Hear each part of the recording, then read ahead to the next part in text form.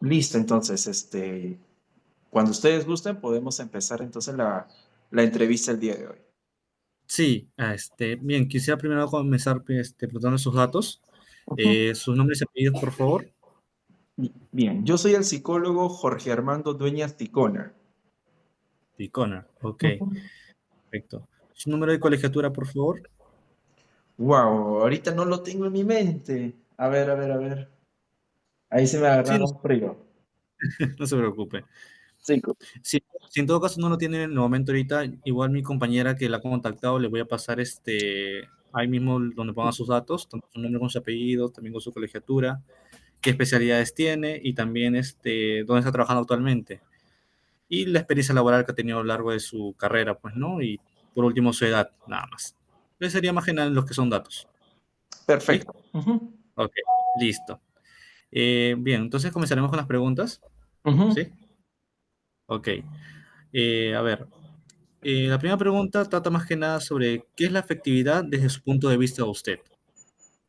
Bueno, el área de la afectividad es lo que es una de las áreas, digamos, tan importantes como por ejemplo el área familiar, el área social, el área intelectual, pues también entre ellas tenemos el área de las emociones, de los sentimientos, ¿no? Que en su conjunto le llamamos el área de afectividad, que tiene que ver mucho con la experiencia subjetiva que tiene una persona, ¿ya? Ante situaciones, digamos, variables, ¿no?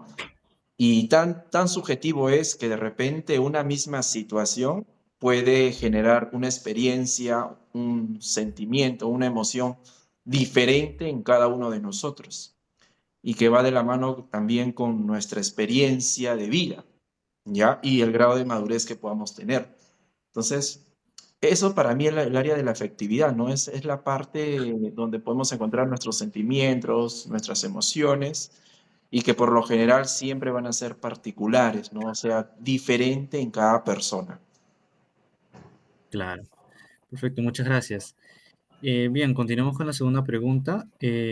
¿Podría explicarme usted más que nada la diferencia entre la emoción, sentimiento y estado de ánimo? Y cómo estos conceptos se relacionan entre sí dentro del concepto de la afectividad.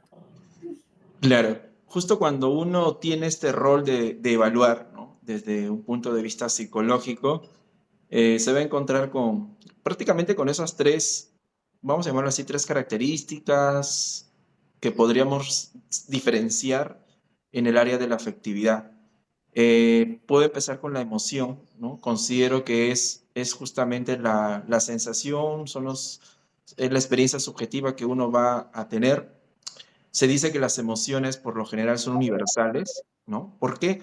Porque uno no importa de qué país sea, de qué raza, por así decirlo, ni de qué edad, uno puede reconocer cuando una persona está enojada, o cuando está contento, o cuando está sorprendida, o cuando está triste, ¿no? Entonces, las emociones se dice que son universales, es casi, casi como propia desde que nacemos, empezamos a expresar emociones y uno puede considerar que las emociones tiene que ver con que es una experiencia subjetiva de gran intensidad. Esa es otra característica de una emoción.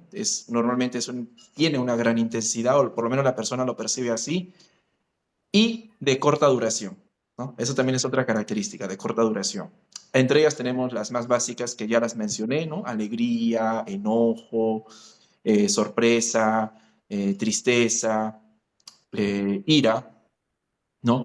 Eh, Claro, Luego tenemos los sentimientos, que ya los sentimientos se dice que la gran diferencia va a ser que se dice que los sentimientos es algo más a veces condicionado por el aprendizaje social, es decir, la manera como vamos a expresar nuestros sentimientos o sentirlos ya es algo propio, a veces propio de la cultura en la cual uno tiene, de donde proviene.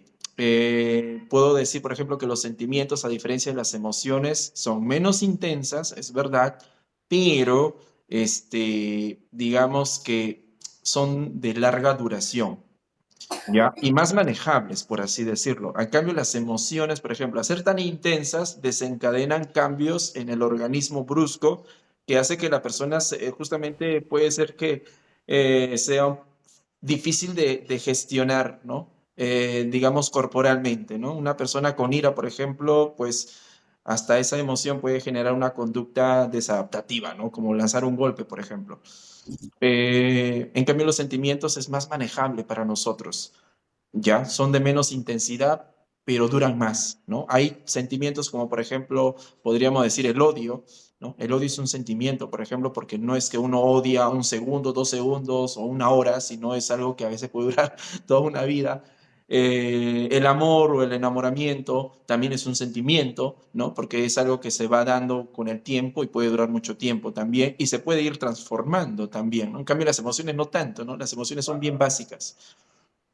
Y luego Claro. tenemos otro que es el estado de ánimo que ya tiene que ver con el presente, ¿no? O sea, cómo te encuentras en el presente, en ese instante y que puede variar de un momento a otro, según la situación, los estímulos, lo que tú puedas pensar, porque a veces uno cambia su estado de ánimo aun cuando no ha pasado nada a su alrededor, solamente por un pensamiento. Una creencia hace que tu estado de ánimo cambie, ¿ya? Entonces también tiene que ver. Podríamos decir que serían como estímulos internos, dirían, ¿no? Los que por ahí tienen ese enfoque, ¿no? Un estímulo interno puede ser un pensamiento, un recuerdo que te desencadena un cambio de tu estado de ánimo. Entonces, eso para mí son las tres características en el área de la afectividad y por ahí he podido tratar de dar características de cada una de forma independiente. Claro, y también sobre todo cómo se relacionan entre sí, más que nada eso. Y bueno, siguiendo con la tercera pregunta, ¿nos puede explicar cómo se desarrolla la afectividad en la vida de una persona? Bueno, acá en el área de la afectividad, sí se ha podido ya señalar que gran parte de que esto se vaya desarrollando dentro de parámetros funcionales, por así decirlo, tiene que ver mucho con las personas cercanas, ¿no? Que van a estar justamente al lado de nosotros y principalmente nuestros padres, ¿no? Es decir, los primeros vínculos que vamos a ir teniendo van a ser de nuestros padres y en segundo lugar, por ahí si hay un hermano también. Y por ahí los amigos también, ¿no? Pero principalmente el de nuestros padres, ¿no? Porque ellos van a estar desde el primer día con nosotros, por lo menos es lo que se da. Entonces, cuando estos vínculos, se dice que estos vínculos se van dando de una manera dentro de lo normal, entonces nuestra área de la afectividad va a ir desarrollándose dentro de lo normal. Es decir, en resumen, ¿no? Son nuestros padres quienes nos van a dar cariño, amor, como también otras emociones que también vamos a hacer, pero principalmente el cariño, el amor, el sentimiento de que nos sentimos protegidos por ellos, va a generar en nosotros un desarrollo afectivo dentro de lo normal. Es decir, vamos a sentir que estamos, que eso que necesitamos todos, porque todos necesitamos ser queridos, ser amados, ser respetados, ser cuidados, pues lo estamos teniendo desde nuestros primeros años de vida. El detalle va a ser que cuando estas personas, vamos, personajes principales de nuestra vida están ausentes o están presentes, pero no generan ningún amor, ni cuidado, ni protección. Estamos hablando de los padres, pues, que son muy rígidos o padres que están ahí, pero no, digamos, no generan vínculos con sus hijos. Entonces se va creando un vacío con el pasar del tiempo, en donde de repente el menor, ¿no? Quiere ir llenando esos vacíos afectivos con otras personas, ¿no? Pero ya allí podemos ver que sea como sea, cuando esto no se ha dado dentro de los años que se debería, pues en la edad adulta ya se ve que esas necesidades se ven más notorias. Por eso se ha relacionado mucho con las personas, por ejemplo, ¿no? Que no tienen que no han tenido buenos vínculos a temprana edad o no han sido, digamos, no se les ha dado ese amor que es lo normal dentro de la familia, de los padres, pues puede ser un factor de riesgo para que más adelante puedan tener lo que es dependencia emocional, por ejemplo, ¿no? Que es la necesidad extrema, ¿no? De sentir que alguien me quiera, ¿no? A pesar de que esa persona me pueda tratar mal de repente, aún así, ¿no? Siento que igual lo necesito, ¿no? Necesito su amor, su cariño y necesito que esté conmigo. una explicación que se ha dado sobre eso es justamente que en los primeros años de vida había una ausencia de esta afectividad y entonces ya en la edad adulta como que esto se ve más evidente. Claro. Bueno, en esa parte sí tiene cierta razón por lo que me está comentando en estos momentos. Y bueno, de alguna manera la siguiente pregunta tiene una relación casi similar a la pregunta número 2, que es, ¿qué papel juegan las emociones básicas, como lo es la alegría, la tristeza, la ira y el miedo, en la experiencia afectiva humana?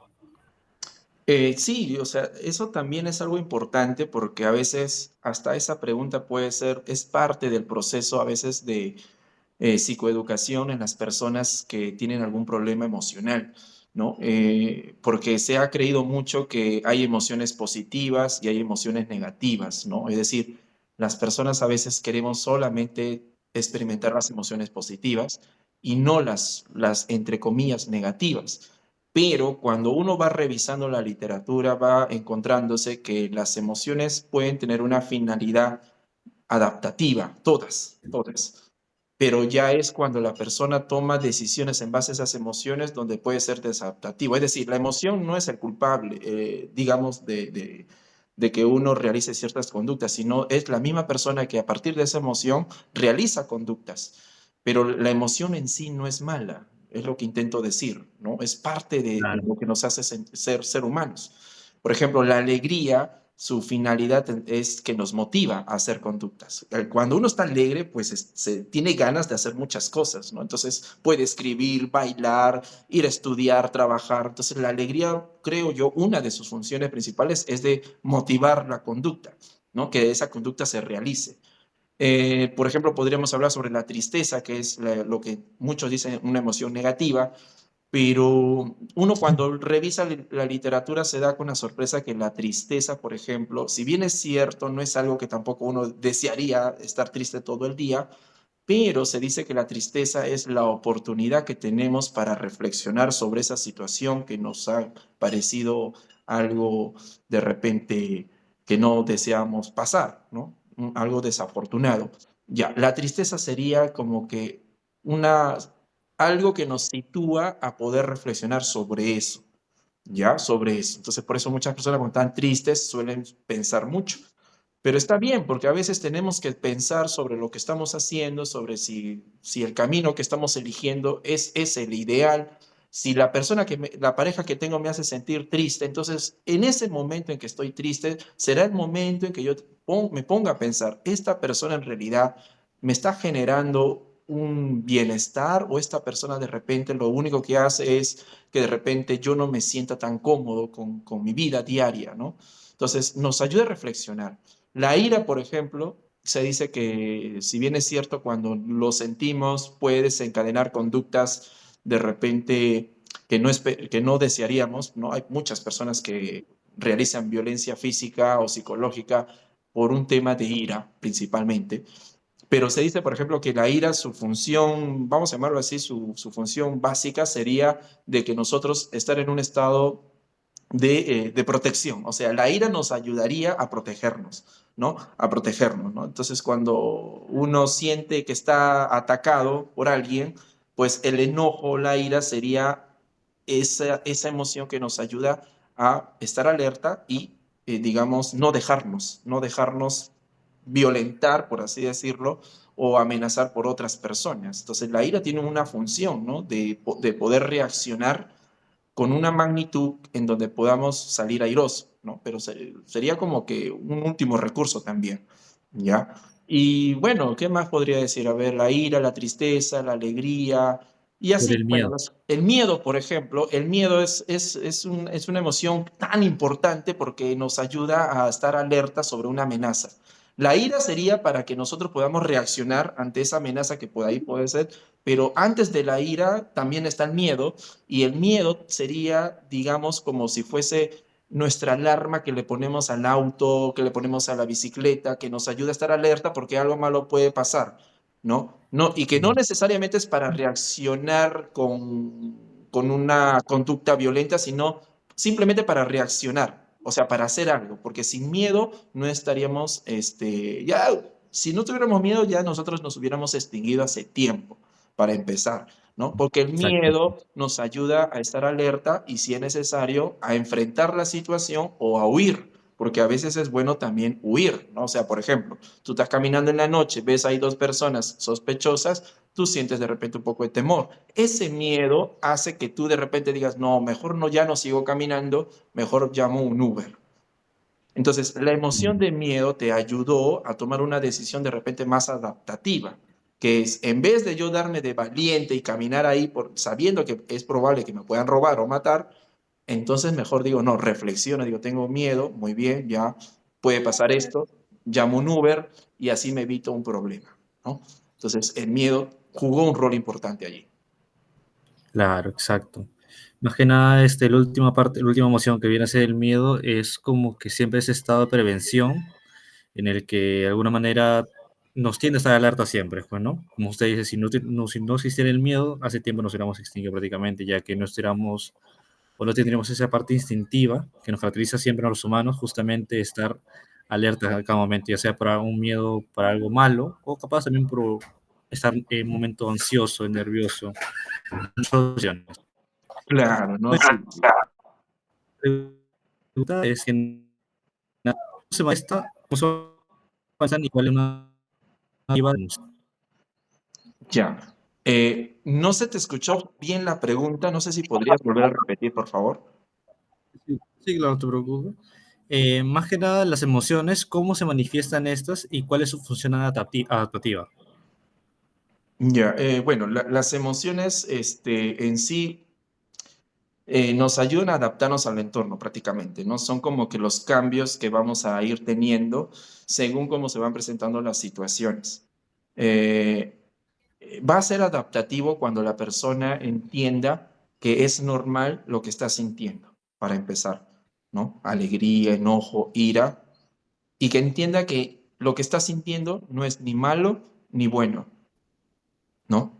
Y que Claro, aprenda a separar lo que yo siento de lo que yo voy a hacer, que es, porque si no van a decir, no, yo actué así porque estaba enojado, en- y van a decir, ah, por la culpa del enojo, yo actué así.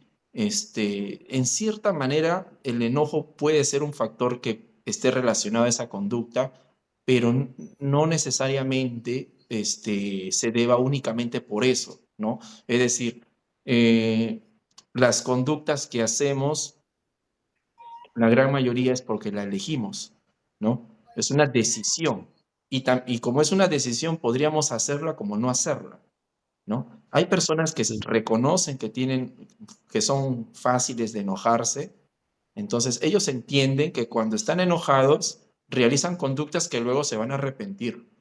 Entonces, al reconocer que esa emoción puede generar conductas que al final luego se van a arrepentir, esas personas son conscientes y toman la decisión de, ¿sabes qué? ¿Sabes qué? Mira, estoy enojado, mejor me voy a caminar un rato, ¿no? O mejor me voy a comprar, o mejor yo me voy a la sala, ¿no? Cuando es un tema de familia, pero mejor no hay que hacer ahorita nada, simplemente hay que esperar un poquito que se me baje esto, porque si no voy a hacer cosas que luego me voy a arrepentir.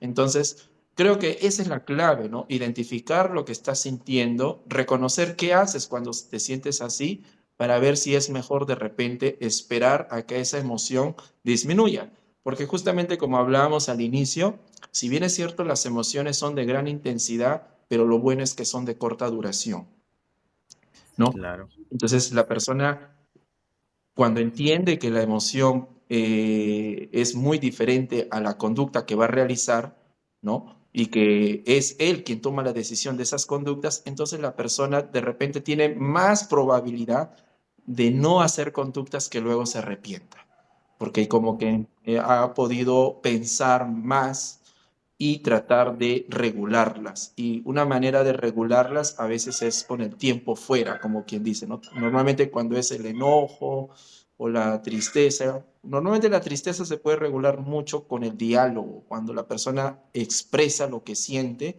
como que ese peso que sentía, que le generaba tristeza, se vuelve un poco más liviano, ¿no? Más liviano. Entonces la tristeza ayuda mucho el poder decirlo, expresarlo. En la ira, más es de repente mejor un tiempo fuera, ¿no? Tratar de hacer otra cosa hasta que se baje, solito se va a bajar.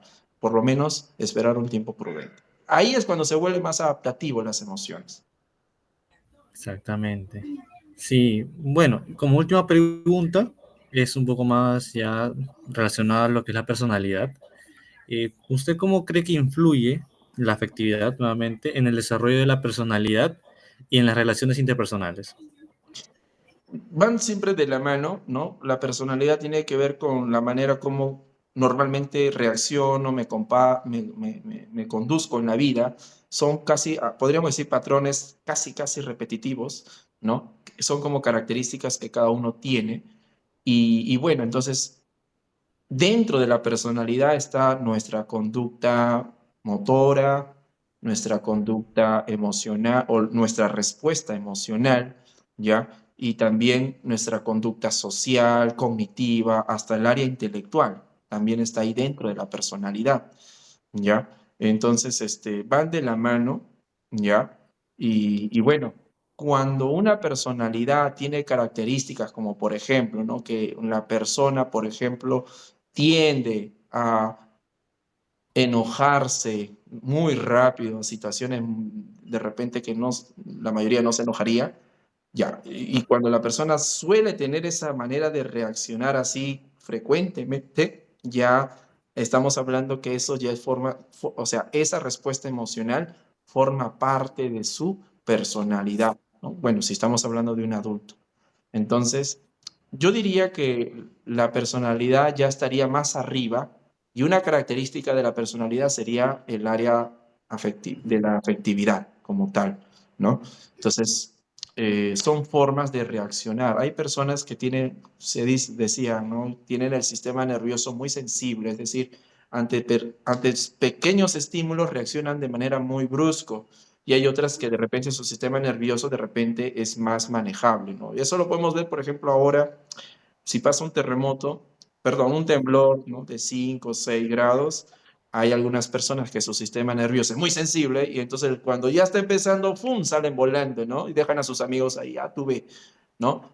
Y hay otros Sí, que cuando hay un temblor, chicos, espérense, no salgan, ya va a pasar. O sea, nos damos cuenta que las reacciones y las experiencias emocionales es tan distinto y que ya eso es nuestro sello de cada uno. Unos somos más pasivos, más tranquilos, otros de repente no, nos emocionamos muy rápido, ya. Y si eso lo hacemos de manera frecuente, si es una característica ya de nosotros, ya podría decir que estamos formando ya ese tipo de personalidad, ¿no?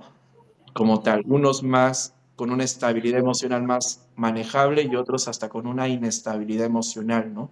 Como tal. Y algo para terminar ahí de repente es que las personas que en su personalidad, ¿no? O sea, las que tienen rasgos de personalidad o tienen una personalidad de ser inestables emocionalmente, o sea, de que, digamos, se dejan llevar por sus emociones, son personas que tienden o son más vulnerables a presentar problemas de ansiedad, de depresión, de dependencia emocional, justamente porque ya su forma de ser lo predispone.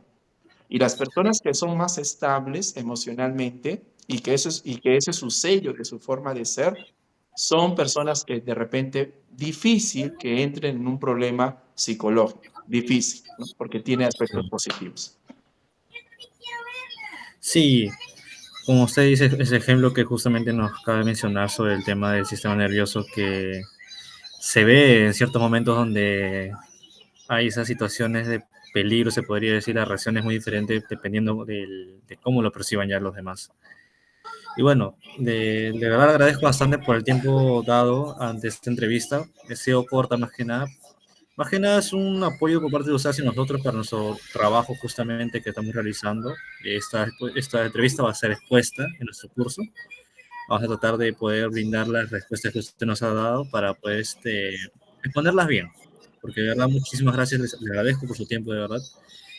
Mi compañera creo que lo contactó, ya le va a pasar más que nada el mensaje donde va a colocar sus datos personales Ujú. para completar nada más. Eso sería todo. Perfecto. Listo. Más bien, Para mí, sí, Sí, quisiera más bien, Rosito, si mis compañeros pueden ver su cámara los que puedan para poder tomar una captura para poder tenerlo así de evidencia, para Claro poder que sí. presentarlo. Sí, listo. A ver. Ya, a ver. Uno. Los dos ustedes pueden nada más, ¿no? Ya, listo. Uno, dos, tres.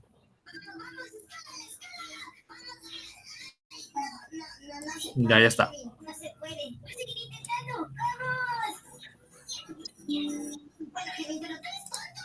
Ya, a ver un momento.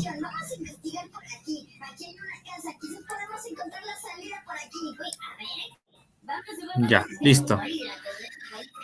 Muchas gracias nuevamente por el tiempo que se dio para la entrevista. Ya mi compañera, como le comento, estará contactando con usted para brindarme los datos que faltan nada más. Y bueno, ha sido un gusto. Nada, muchas gracias de verdad. Listo. También ha sido un gusto y bueno, los mejores éxitos para ustedes. Listo, muchas gracias. Igualmente. Cuídense mucho. Luego. Buenas tardes. Listo.